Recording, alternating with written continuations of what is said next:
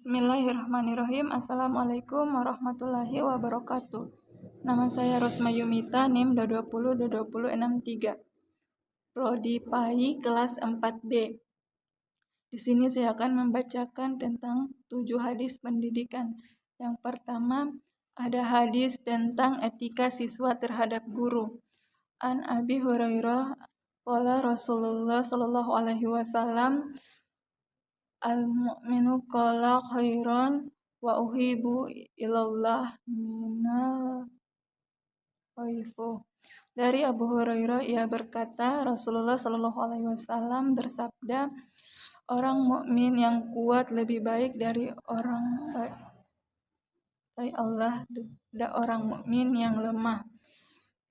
Artinya Allah tidak suka pada orang-orang yang lemah. Oleh sebab itu kita harus senantiasa menjadi makhluk ciptaan Allah yang kuat agar selalu dicintainya.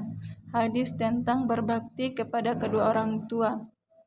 An Abi Mas'ud Badri radhiyallahu anhu ani Nabi sallallahu alaihi wasallam qala iza anfaqala rajulu ala ahlihi yahtasibuha fahuwa lahu shadaqahum. Artinya dari Abu Mas'ud Badri dari Nabi Shallallahu alaihi wasallam bersabda, apabila seseorang telah memberikan nafkah kepada keluarganya dengan sukarela, yang demikian itu suatu sedekah baginya. Penjelasannya, semua sedekah itu tidak berupa uang, harta atau barang, tetapi cukup dengan memberikan nafkah kepada orang tua dan keluarga itu disebut sedekah. Hadis tentang evaluasi pendidikan.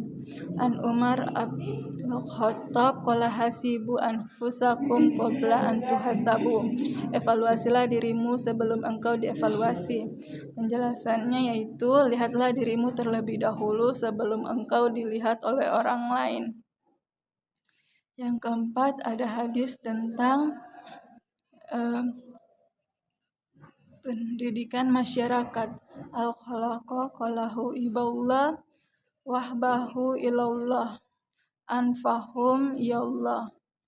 Yang artinya makhluk-makhluk ini semua adalah keluarga Allah, dan yang paling dicintai Allah adalah yang paling bermanfaat kepada keluarganya, yaitu kita sebagai umat muslim harus saling mencintai dan menghargai sesama keluarga, baik orang lain.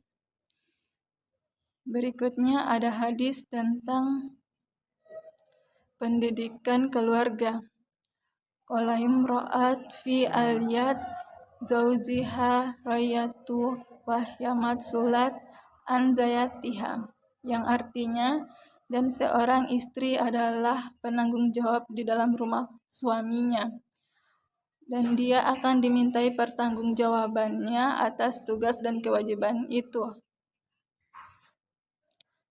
Artinya kita sebagai seorang istri akan dimintai pertanggungjawaban atas segala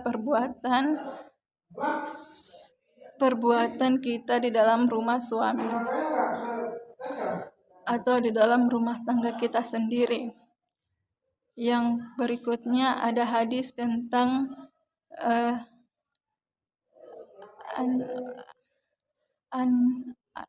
An Nu'man abni Bashir qala Rasulullah sallallahu alaihi wasallam abdilu abnaika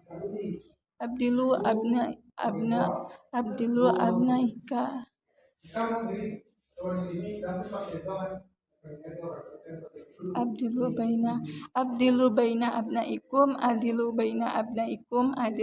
abnaikum, yang artinya dan berbuat dari Nu'man bin Bashir Rasulullah Shallallahu alaihi wasallam bersabda, Berperilaku adillah engkau terhadap anak-anakmu. Berperilaku adillah engkau terhadap anak-anakmu. Berperilaku adillah engkau terhadap anak-anakmu. Penjelasannya yaitu Rasulullah SAW memerintahkan kepada para sahabatnya agar berlaku adil terhadap anak-anak dalam konteks pendidikan peserta didik atau anak-anak si pendidik. Berikutnya ada hadis tentang patuh dan taat terhadap orang tua. Ja'arajulu ya Rasulullah sallallahu alaihi wasallam. Faqala Rasulullah, man ahak bihusni sahabati kala umuka kala summa man kala summa umuka kala summa man kala summa umuka kala summa man kala summa abuka, yang artinya seseorang pria pernah mendatangi Rasulullah Shallallahu Alaihi Wasallam dan berkata, siapa orang yang paling berhak aku berbuat baik? Beliau Shallallahu Alaihi Wasallam menjawab, ibumu. Ia berkata, siapa lagi? Beliau Shallallahu Alaihi Wasallam menjawab, ibumu. Ia berkata, siapa lagi? Beliau Shallallahu Alaihi Wasallam menjawab, ayahmu. Alasannya yaitu apapun yang kita lakukan atau kerjakan, jika orang tua memanggil, kita harus mendengarkan. Baik kita masih berada sama teman-teman, sahabat, atau orang sekeliling. Jika orang tua sudah memanggil, kita wajib mendengarkan panggilan orang tua itu. Mungkin itu saja dari saya, kurang dan lebihnya mohon dimaafkan. Billahi fisabilillah fastabiqul khairat. Wassalamualaikum warahmatullahi wabarakatuh.